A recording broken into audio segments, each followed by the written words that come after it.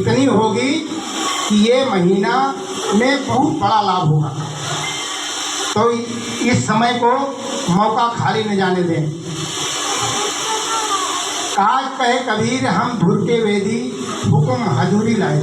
संत महापुरुष आते हैं चौथे लोक से, सतलोक से। हम जीवों पर दया करके जीवों की पुकार सुन के आते हैं और हम सबको यहाँ से निस्तारण करने आते हैं, यहाँ से निकालने आते हैं, इस जड़ जंगल से निकालने आते हैं। कहाँ मिटा दे अपनी हस्ती को अगर कुछ मर्तबा चाहे, कि दाना खाक में मिलकर गुले गुलजार होता है।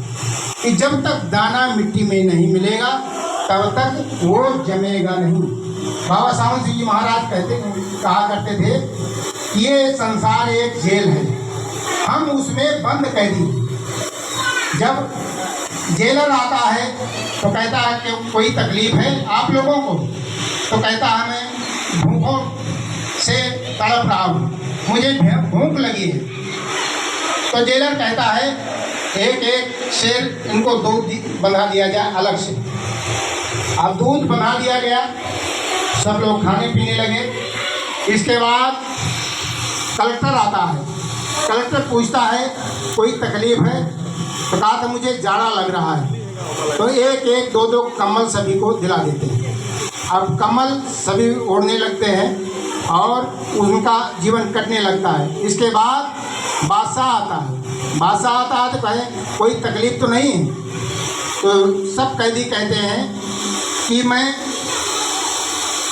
यहाँ कैद हूँ और मुझे तकलीफ़ बहुत है, मुझे बहुत बड़ी तकलीफ़ है, यहाँ से मुझे छुटकारा दिला दो।